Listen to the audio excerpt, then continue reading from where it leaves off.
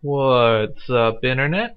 This is Rambling Josh, and today I wanted to talk a little bit about a game that goes by the name of Conquer Online. Now, Conquer Online is a free-to-play MMO RPG thingy developed by a company by the name of TQ Digital. TQ is I believe they're a Chinese company, or at least they're based in China, and as such, Conquer Online is a very Chinese-style game. I believe it's sometimes referred to as a Kung Fu MMO, which I don't really know why it's called that, but whatever. And the reason I want to talk about Conquer is because, well, for a while there, many years back, Conquer Online was a very big part of my life. So, sometimes I like to reflect on it and kind of look back and whatever. So it's a game that I have a lot of experience with. So, or at least I did back then. So I kind of feel like with an MMO, it can be very hard to kind of describe, to say, to know like what the game is going to look like in the long run. I mean, it's pretty easy to get an initial impression of what an MMO is like, but until you've played an MMO at like a high level, then you can't really, like, you have no idea what it's going to look like until you get to that point. So I figured, maybe I should kind of give, some feedback on what Conquer Online looks like at a high level, and just kind of recount my experience with it, so to speak. Now, granted, I have not played Conquer Online kind of seriously for, I don't know, probably like 7 years. So a lot of this is probably a little bit out of date. But I do like to revisit the game every now and then and just kind of spend some time kind of poking about, seeing what's new, and not really kind of getting back into it or really kind of trying to understand the changes or whatnot, but just kind of seeing if there's anything new that's been added and whatever. So I mean, there are some things that have been added, and obviously over the past 7 years, but for the most part, the core of what makes Conquer tick, as far as I can tell, it's more or less the same. So anyways, I guess I should start from the top. So, like I said, Conquer Online is a free-to-play MMORPG. It's got paid services. I'm not up to date on what exactly all those services are, but a lot of them revolve around kind of in-game resources, so to speak. There are two different things that you can spend your money on for the most part. One is an item called Dragon Balls, which are used for various things throughout the game, and the other are what are they even called? Like, I don't know, Conquer Points or something like that. And it's basically just like a secondary resource, second to like your gold, that you can use to like buy and sell items from other players. And I guess there has to be certain like services in game that you can spend Conquer Points on, but I'm not really 100% sure what those are because the Conquer Points were introduced after I quit playing the game. So TQ is a Chinese company, and I'm not even sure if this was true back when I heard it, but I'd always heard when I was actively playing that Conquer was actually much more popular in China than it is in other parts of the world, and that it actually worked off of a subscription in China, and as a result, players there had a very, I don't want to say very, but a fairly different experience there. They got a lot better like drops from random monsters and stuff like that. But I don't know if that's true or not. But I figure I might as well mention it. So I guess like I said, I should start from the top. So when you start the game of Conquer, I guess probably the first difference that I should probably mention isn't even in the game, and that is the fact that when you register an account for Conquer Online, that gives you one character. Well, not one character, but basically it's one account per character. So with that account, you can create a character on one character on every server. So if I create a character on the Freedom server, I can take that account and make a character on Capricorn server, and I don't know what other servers there are, and I can't think off the top of my head. But if I want to go to Freedom server and make another character, I have to register another account. You can make as many accounts as you want. I mean, they're free. It's just a matter of keeping track of a different username and password for every character, which is kind of strange and a little annoying. But the other thing that kind of goes hand in hand with that is the fact that it kind of encourages having multiple characters, because you can also have two clients running at the same time. That's as many as they will let you. You can technically open as many clients as you want, but that's something I'll get into much later. But the thing is, you're basically encouraged, maybe not by the game itself, but by the way the game is structured and by the way everyone approaches the game, to have multiple characters, because there are certain activities that are done that are essentially like AFK activities. It's just stuff that you do that, you really don't need to be watching the screen to do. So you're pretty much, the way to play the game is to have one of those going on in the background, and then you're playing your main character in your primary window or whatever. So when you start the game, you obviously you choose your server, you log in, and then you choose what class you want to be. You can also choose what size your character is, as well as what gender, but that neither of those really make any difference whatsoever. It's just kind of, the biggest thing it changes is like your animations and stuff, but that's kind of the extent of your character customization, and it's kind of pathetic. So anyways, you choose a class. You choose between Trojan, Warrior, Taoist, or Archer. And I believe they've also since added in Ninja, Monk. I've actually played a Ninja. I haven't played a Monk, and I believe they're soon to add in a Pirate, which is kind of strange. But anyways, you choose your class, and then Taoists actually have the ability to choose one of two further class advancements at level 40. They can turn into a Fire Taoist or a Water Taoist. Fire focusing on offense, water focusing on defense, but I'll get into that. And so when you start off, you are placed in kind of this giant, like, there's like a little island, there's like a string of floating rocks going to a bigger island. There's a bunch of NPCs on that big island, and they talk to them, they'll kind of tell you a little bit about the game. They'll teach you an ability specific to your class. Although for melee classes, it's kind of randomized, because abilities are usually they're class-specific abilities, and then there are weapon-specific abilities. And so, if you're a melee class, they'll teach you a weapon-specific ability, but it'll be a random one.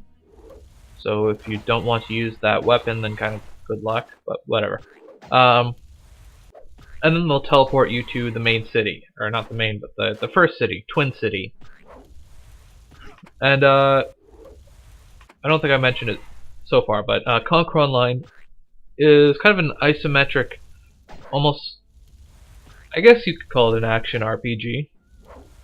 And at first appearance, it looks very similar to like Diablo, in that, like I said, it's an isometric action RPG. And there's you click on NPCs to interact with them, click on enemies to attack them, click to move, right click to use abilities. You have like a little health orb and stuff like that. But immediately upon zoning into Twin City, you'll probably start to notice some very different things about this game. First off, there's probably going to be a ton of people just sitting around not doing anything, or just chatting. And that's kind of a symptom of the game. Just long time playing the game, but that's something like a lot of things that I'll get into later. And the other thing you'll probably notice is that everyone who is moving around is jumping. See, if you hold down the control button and you click somewhere, you will jump to that location. Obviously, click somewhere on your screen. And the screen size of this game is very restrictive. Like, it doesn't go above, I think, 1024 by 768. You can do window to full mode, but that's as big as the screen gets. So, yeah. I mean, there is a limit to how far you can jump. So even if the screen got, like, massive, you couldn't, like, click to the other side of the world or anything silly like that. But jumping in this game is just how you get around. It's faster. There are certain places where you have to jump to get to, whether it's like a higher level of a castle or like across a gap or something.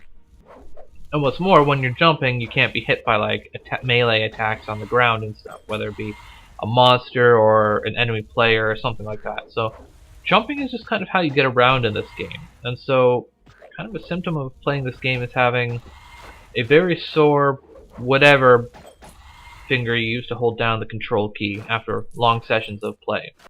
Because you do a lot of frickin' jumping in this game, and it's kind of strange. But anyways, so the way that the game works is a lot of it is kind of centered around leveling up. There isn't a whole lot of kind of end-game content to do. I mean, they've slowly been adding stuff over time. Like, they started adding the odd thing when I was playing, and I assume they've continued to add stuff since then. But most of the endgame stuff is focused around PvP, which isn't something that ever really interested me. So, for a lot of people, there isn't really a whole lot to do in the endgame, so the focus is on leveling. So let me kind of talk about what that process looks like. So, to level up, you kill monsters. But your experience in this game comes primarily from actually doing damage. So, if you're attacking a monster and you do 50 damage, you'll get 50 experience. Usually, it's a lot of times there'll be like modifiers and stuff. Like if you're attacking a high-level enemy who has like a red or black name, then you'll get extra experience. If you're attacking a low-level enemy who has a green name, you'll get less experience, etc. But for the most part, damage translates directly into experience, which is kind of strange, but in the end of the day, it doesn't really make up that much of a difference because, if you're killing a specific monster, you can't get more experience than they have health, so it doesn't really matter how much damage you do. It's just a matter of you kill them faster, which is just as true as if you were getting all of the experience for killing the monster. So it's kind of odd. I'm not sure why they do that, but it doesn't make much difference in the end of the day. You do get some experience for actually killing the monster, but it's entirely inconsequential, and as such, parties are kind of pointless because you share that kill experience, but like I said, the kill experience is virtually non-existent, so there's not a whole lot of point to it. So basically what leveling up looks like is you're just running around killing monsters. When I was playing the game, quests in this game were pretty much non-existent, and what quests there were didn't reward any money or experience. There's just the odd quest to get like specific items. Most of the quests weren't worth doing. They have improved that at least a little bit. They have quests that at the very beginning of the game that will reward you experience and let you skip basically the first like 30 levels or something like that, because the experience they give is ridiculous, which is very strange, but there's a lot of strange things in this game. And they have like daily quests you can repeat multiple times per day that give you rewards you like meteors, which are a very important item in this game, but that's again something I'll get into later. So leveling up in this game, for the most part, though, it revolves around killing the monsters. So the way monsters work in this game is each monster has a level, and they're kind of strewn about each map, and they're all located in kind of different areas. So you can look at a map and say, in this area I find pheasants, in this area I find turtle doves, in this area I found robins, in this area I found apparitions, in this area I found, I forget what the last one is, and those are like all the creatures in Twin City, and the idea is each one is a very specific level. So like, well, it's a little bit messed up in Twin City, but these enemies might be level 5, these enemies might be level 10, these enemies might be level 15. So basically what you're doing is you're killing the same enemy for 5 levels until you are high enough level to go kill the next enemy. Then you kill those for 5 levels, and it's very repetitive. It's kind of restrictive. There's not a whole, you don't really get a whole lot of choice what enemies you're actually killing to get your experience. It's, for the most part, it's a matter of killing the exact same enemy endlessly until you get to level 60 or whatever, and then you can move on to the next enemy and you kill those until you're 65. And it's not like Diablo. Like, the combat in this game is not fast. You click on an enemy, and unless you're obscenely well geared, it's probably going to take you like 4 or 5 hits to kill that enemy. And depending on what level you are, I mean, the experience you get for it is probably not going to be very good. So let me talk a little bit about kind of the leveling scheme in this game. So I'm not sure exactly what it looks like these days. When I played, there were 130 levels. I think now you can go up to like 134 or something like that. I don't know. But 130 levels, and at level 120 you have the ability to get reborn. If you go all the way up to level 130 before being reborn, you get little benefits. You get like more stat points, but it doesn't end up making that much difference. And so when you get reborn, you go back down to level 15 and you choose a class. You can choose the same class that you already were, so you can go like Trojan to Trojan, and you gain a special ability that's specific to Trojan reborn characters. If you rebirth into a different class, you'll maintain certain abilities into your new class. So if you are, I don't know, what's a good example? None of them are really good unless you're familiar with the game. But if you're a water Taoist, say, they focus on like healing and support abilities. If you rebirth into a fire Taoist, you'll get like learn some of the higher level cure and buff abilities that fire Taoists don't naturally learn, for example. So that's pretty interesting. I don't know that I really approve of that kind of complexity in like an MMO. Like something like that level of customization is good for like a console game, but something that takes such an extremely long amount of time and effort, I don't know that it's really a good thing to add to your MMO. But that's just kind of not really here or there. I mean, it's in the game, it's there. The point is, you level all the way up to 120 or 130, and then you go back down to 15, and then you do it all over again. When you're reborn, there are certain abilities that are specific to rebirth characters. Like they get a guard that they can summon that will help them like in combat and stuff like that. You get certain items when you rebirth. You get like a special gem that you can socket into your equipment that does like improves your ability, not your abilities, but your stats. Like there are certain levels of gems. There's normal, refined, and super.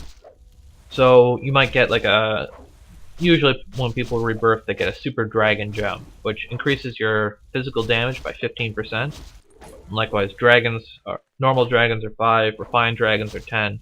Super dragons are usually exceptionally sought after though, so people usually pick those and then just sell them and buy whatever with the money. But that's neither here nor there. You also get a special weapon unique to whatever you rebirthed into. So if you rebirth into a Trojan, you get a poison blade. If you rebirth into a Taoist, you get a mana back sword. If you back swords are just what Daoists use as weapons. Stuff like that. You get a whole bunch of benefits for rebirthing. And then just when I was kind of leaving, they added, or they were in the process of adding at least. I think they added it like on certain servers to test it out or something right before I left, called the second rebirth, where you, after you get up to 120 or at least 120, you can go all the way up to 130 again. You get the ability to rebirth the second time, and that gives you a whole bunch of stuff, and I don't really know how second rebirth works, to be honest. But it does all this crazy stuff where you can like give people blessings and you can accumulate enlightenment or something, I don't know. You can get, which like makes you more lucky or something. A whole bunch of strange stuff. But the whole point of that I'm getting at here is basically throughout this game you level up 3 times to 130. And the leveling up process is, like I said, it's a big focus of the game, just because it doesn't offer you a whole lot else to do, and it's a very time-consuming process. Killing a single monster at, say, level 100, I don't know, that might give you like 0.1% of a level if you're lucky. Well, let's see. I think in the footage that I recorded for the background of this video, I believe I killed stuff for like 15 minutes, and that got me like, I don't know. It's a very slow process. You do not get a lot of experience for killing stuff. And so, the most natural way to deal with that is to kill lots of stuff at the same time. So AoE abilities become, you know, the bread and butter of leveling your character up. And that has a few side effects. For one, if every single person who's leveling up is AoEing everything in sight, that makes leveling up a little bit of a strange process. There's also very key kind of points where people go where they know that there's enough enemies that spawn for you to be able to actually get a lot of AoE going. So you know there's going to be a lot of people there at any given time. It also means that for melee classes, there are certain weapons that are unquestionably better than others, because certain weapons are attached to certain abilities. So, for example, the sword actually has 2 abilities. One of them is called Sense Sword, and that's like you would do like an attack in a line. You can control where that line goes, which is good for like player versus player, or like killing enemies that are running away and stuff. It's not really used too much when you're killing monsters. But the passive ability that it gets, like, is called Phoenix. And basically, when that activates, a giant sword comes down from the sky and like stabs the enemy that you're attacking. But Phoenix only attacks one enemy, so it's not very good for leveling at all. Actually, it's terrible.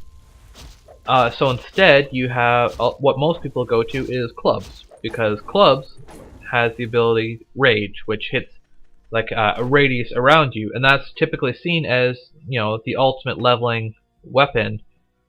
So pretty much everyone that you ever see that uses melee weapons is going to be using clubs, because everything else is just so incredibly inferior if you actually want to level at a decent speed. And I'm the type that, you know, if I find a weapon that I like I love swords. Phoenix is a cool ability, and I just like swords in general, no matter what game it is. But, you know, Conquer is not the kind of game where you can just say, I like this weapon, I'm going to use it. Because if you do, you're talking like, 3, 4, 5, 6, 7 times, slower leveling. I mean, if you have really good equipment and you're using clubs, you're going to be leveling pretty quickly. But if you have normal equipment and you're using swords, you're leveling really, really, really, really, really freaking slow. Like, ridiculously slow. And the leveling process is slow enough as it is.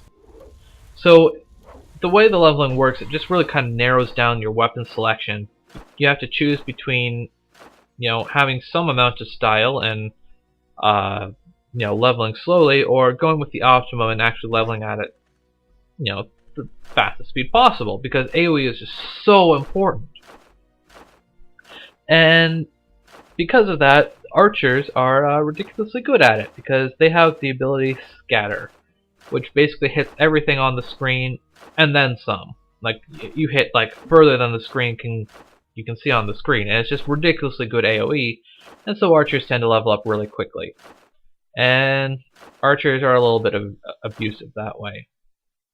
They're really weird because archers are a class that's usually considered not particularly strong against like a single target. Like, they're not super good in like PvP or anything like that, but they're ridiculously good at killing lots of enemies really quickly. So archers tend to be really high level, really rich, and there are a bunch of other practices that go on involving, rebirthing water Taoists and stuff. I might talk about that later, but if you have any idea of what Conquer Online is like, you know what I'm talking about. So, I mean, that's kind of what leveling up looks like. It's a very slow, very drawn-out process that involves killing the same enemies over and over and over and over and over and over and over and over and over and over and over again. It's ridiculously repetitive, and you really don't have any options. Like, you don't get much options to where you gotta go, what you gotta kill, and what you gotta wear. I mean, equipment options are pretty limited in this game to begin with. Now, the other thing that people tend to do with killing monsters is something called, that's usually referred to, I guess, as hunting. And basically, what that refers to is killing. You find the highest level enemy that you can kill in one shot. So something that you can kill quickly, that's a decent level, and then you just kill as many of them as quickly as you can, and you see what they drop. And this is usually done to like to make money and find rare items and stuff, because the way items work in this game, there are certain items that are desirable and everything else is basically vendor trash, just fodder that a lot of people don't even bother picking up. So there are certain items that are valuable. There are Dragon Balls, which obviously is something that you can pay for, but you are capable of finding them in the world as well. They can drop. Although granted, in my entire time playing the game, I found, I think, 2 Dragon Balls. So they're exceptionally rare. You can find meteors, which are used to like upgrade your equipment and stuff.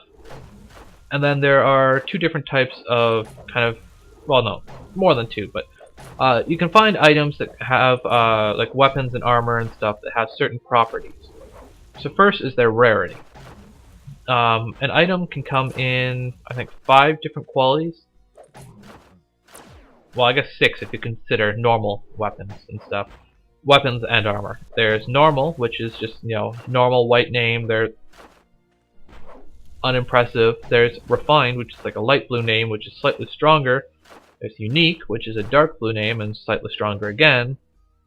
Then there's elite, which is like a purple name, and that's kind of, the not the best, but it's a lot of people don't tend to go above elite. It's very good. And then there's super, which is red, and supers are like insane. They're like not like super higher than elites, but they come with certain costs as well. So a lot of people don't opt to go for the costs; they settle for elites. But so every item can be normal, refined, unique, elite, or super, and that's just their quality. And there's no such thing as items that are only supers or only elites or only uniques. It's you can have a level 35 sword, and you can have a level 35 normal, level 35 refined, unique, elite, whatever. There are also some you can also find items that are composed, and that is they have a +1 on them, and you take +1 weapons and armor and stuff, and you can use those items to add pluses to your own equipment. So if you have a one-handed weapon, you can take 2 +1 one-handed weapons that you found or bought or whatever, You can use those to add a +1 to your one-handed weapon. So then you have a +1, say, a sword. If you find 2 more +1s, you can add another plus to your sword and you'll have a +2. If you get 2 +2s, you can turn your +2 into a +3. If you have 2 +3s, you can turn your +3 into a +4, etc. This gets very expensive and very kind of mathy very quickly because, obviously, if you're turning your +2 into a +3, you need 2 +2s. But to get those +2s, you need a +1, and then you need 2 +1s to turn the +1 into a +2, and then you need to do that twice to get 2 +2s, and that turns your +2 into a +3. And if that didn't make any sense at all to you, don't worry about it. I think they've actually improved that system so that you can just do like a whole bunch of +1s, and you add them to your weapon, and your weapon gets like a progress bar or something like that, which is a much better system. But the point is, you can find +1 items out in the world, and you can use those to improve your equipment, and those are usually sought after.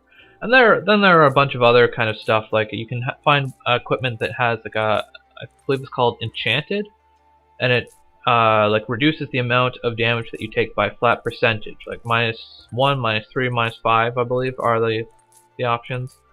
And there's a bunch of odd stuff like that. And you can equipment can have sockets, although you can't find armor that has sockets out in the world, only weapons.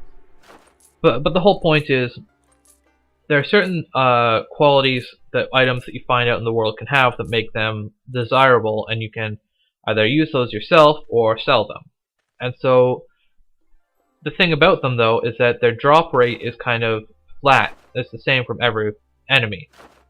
The way it works is that an item, when it drops, it has a flat percentage chance, no matter what it dropped from, of being, refined, unique, elite, super, to have sockets, to be +1, to have like a -3, -5, whatever on it. And that's determined when it drops. And it doesn't matter if it's like a level 10 item or a level 80 item. It's usually considered just as valuable.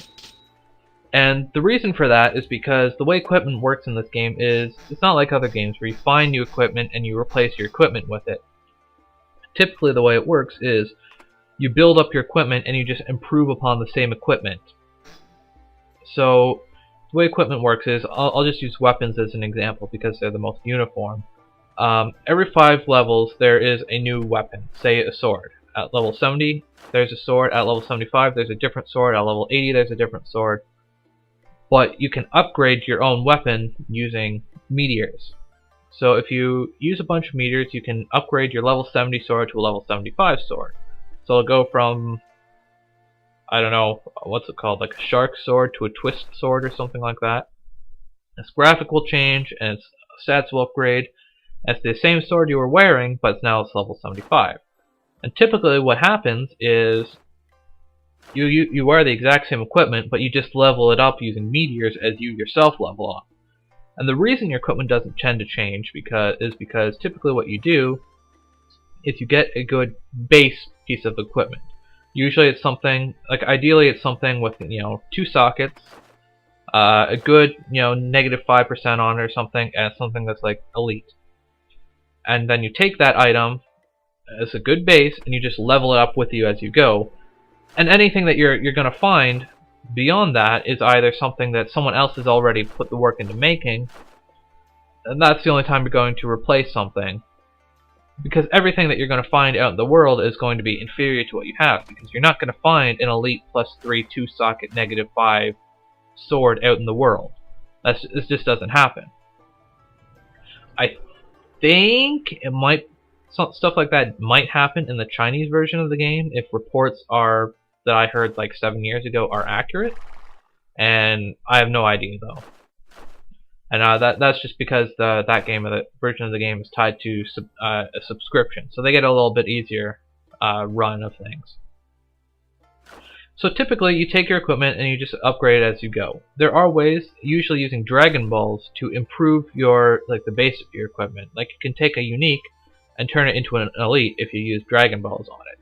And that's why stuff like that is why Dragon Balls tend to be sought after.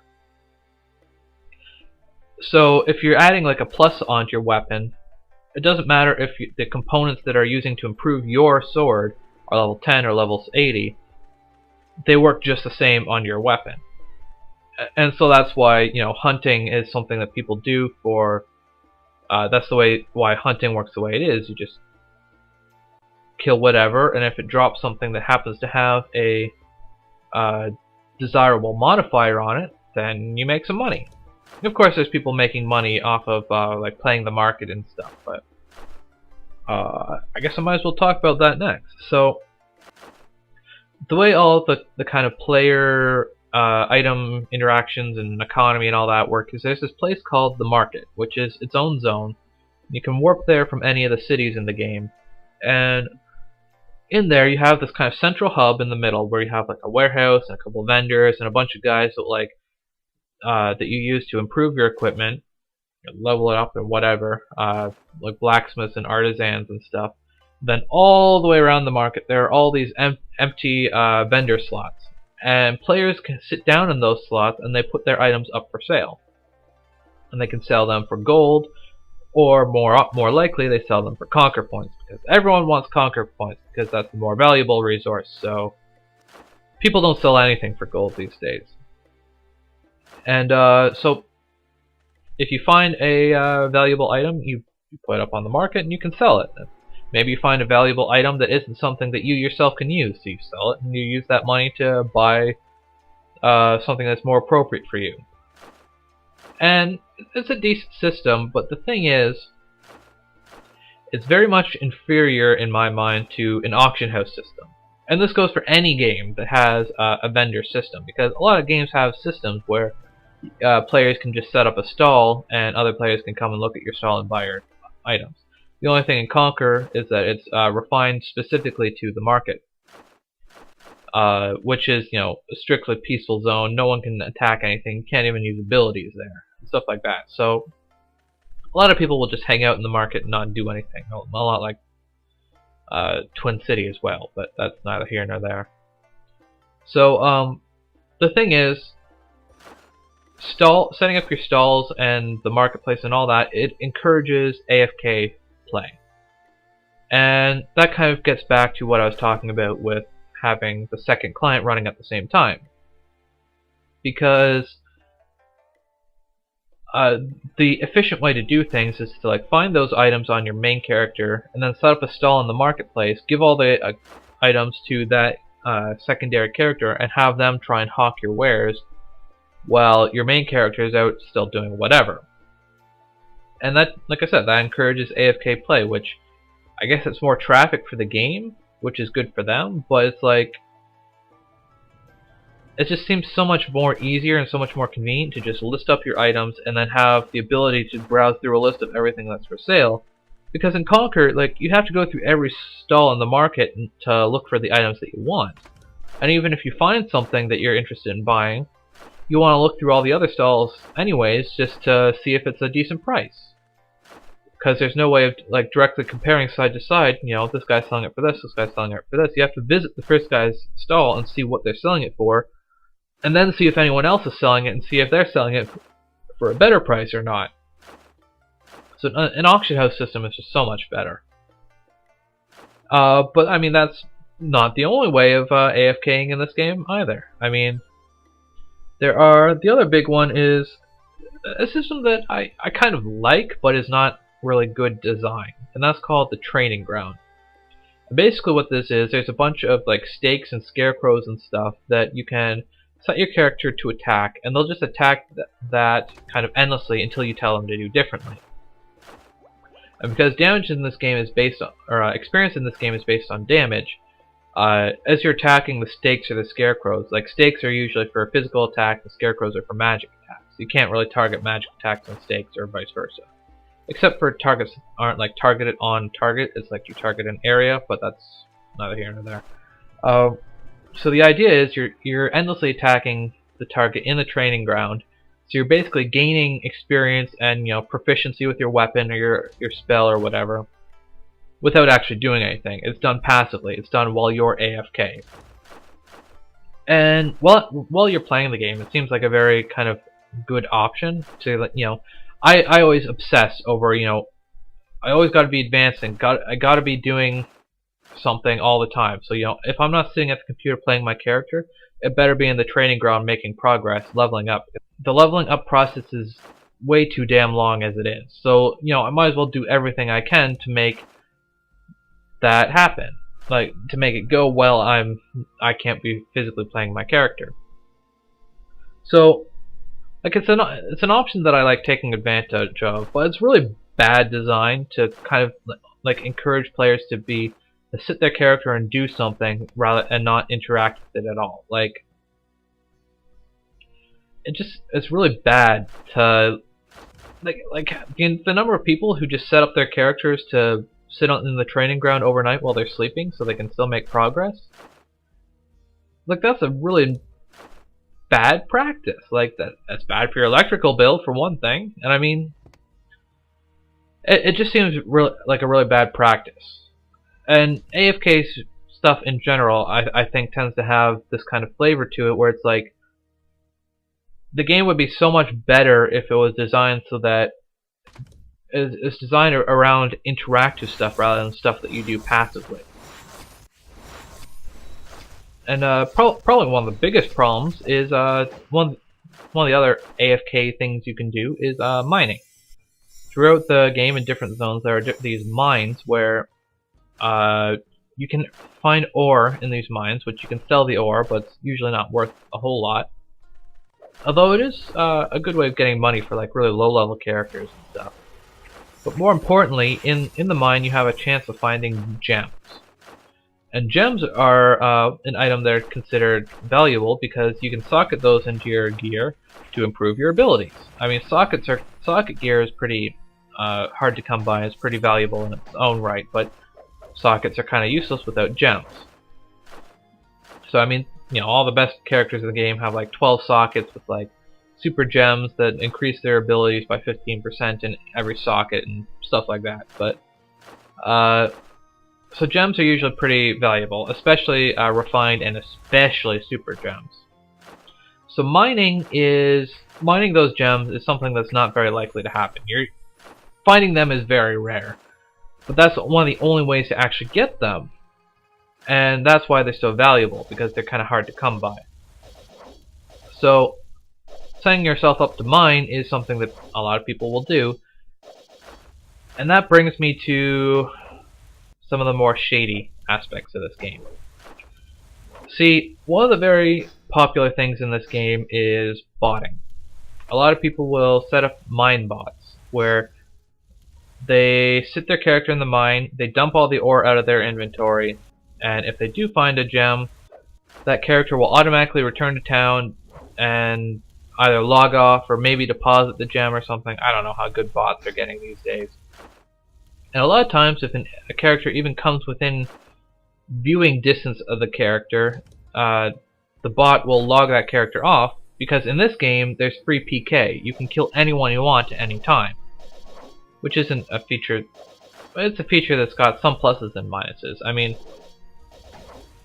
I really hate like random PKs that just kill you for no reason. But I'm getting off topic. So botting is like a really big thing in this game. And that's not the only thing. Like, botting and hacking and everything is just really, really, really prevalent in this game. There aren't a whole lot of like security measures put in place for it.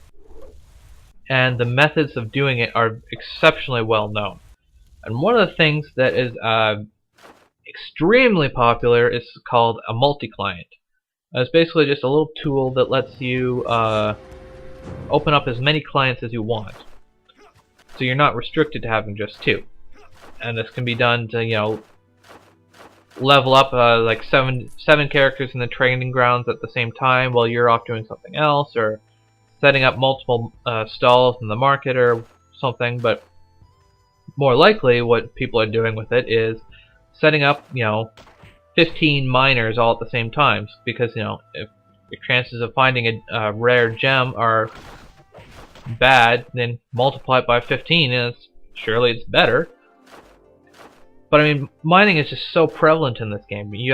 Or hacking and botting and stuff. You have people running around, hunting automated, so that you don't actually have to do the hunting yourself. usually you don't have people leveling automated just because those areas are usually more populated. And if people catch you botting, they're very likely to kill you. Although a lot of bots are to the point where if you actually take any damage, you are automatically logged off. Or if you use a potion or something. Which is actually something I didn't mention. Damage in this game is really weird. Like, when you're leveling up, if you're taking any more than 1 damage every single hit, then usually that's considered not doing it right. Because, you know, if you're taking 50 damage, that really slows down your leveling. So the only way you can really level at that point is to upgrade your equipment to the point where you're taking 1 damage again. It is really strange. Like if you see in the video in the background, you know, every time I take damage, which is the little yellow numbers, it's always 1 damage. But anyways, you know, hacking and botting is just something that it's almost like an accepted part of the game, and the game masters don't do anything about it. And I kind of tend to feel like TQ just doesn't really even care, because I mean, there have been numerous counts of people who hack and are known to hack. They've been proven, and either they don't do something, or, you know, sometimes something is done, but the person gets like unbanned or whatever because they buy lots of meteors, so they're good customers or whatever. And TQ would never admit to that, but it's pretty blatant that that's the case. That they're very they seem to be very lenient towards people who are good customers. And that's one of the biggest problems with the game on the whole, is TQ is just a terrible company. Like, for the longest time, they added almost nothing to their game. And, I mean, they've added a lot over the past while, I guess. I mean, they've kind of bumped up their practices a little bit, but like, it seems very much like they don't care about their game. They let all this shady activity go on without doing much of anything, and they don't add much in the way of improvements. They're just not a very good company. And one thing I kind of wanted to mention before I kind of close this off is that for the longest, not for the longest time, but for several months, on the official Conquer Online forums, I was a moderator there. Almost all of their moderators on the official forums were actually users, which is very unprofessional. But so yeah, I was a moderator for, I think I probably had half a dozen server forums that I moderated. But more importantly, I was a moderator for the suggestions forum. Being the way I am, I was very active in trying to improve the game, which turned out to be very fruitless, because apparently, you know, I was much more into improving the game than TQ was. Let's put it that way. So I frequented that place, and when I became a moderator, I asked to moderate the suggestions forum, and so I basically became kind of in charge of running that place. And let me just see for a second here. Conquer Online forums. For the longest time, like the rules and the kind of the system for handling suggestions that I personally set up was still in practice there. So for a while, for basically, you know, the extent of my stay, I was basically in charge of weeding out the terrible suggestions and stuff like that, and forwarding the good ones that usually they were, you know, voted upon by the forum goers and stuff. But I was basically in charge of forwarding the good suggestions to the developers, and whether or not they actually read them was, you know, up to them. And a lot of times I kind of contributed to developing the ideas and stuff. Like if you see the client, along the top there's a whole bunch of yellow text, and part of that is displaying, I think there's like the date and the time and stuff like that. And originally that wasn't there, and that was something that actually came about from a suggestion. And that was a suggestion that I personally forwarded, and the format that the clock currently takes place in is actually a format that I made up a screenshot, a concept screenshot in Paint for that exact format. I'm not saying it was my idea or it came about because of me, but I was a big part of the suggestions forum. So I mean, I was a moderator. I was part of I basically ran the suggestions forum, so I was a big part of the Conker community. I had kind of an inside look into the way the game was run a little bit for the longest time. And probably what pushed me over the edge was when I had one of the most I got one of the most one of the worst forum goers, one of the most obnoxious and kind of blatantly, I don't know what you call him.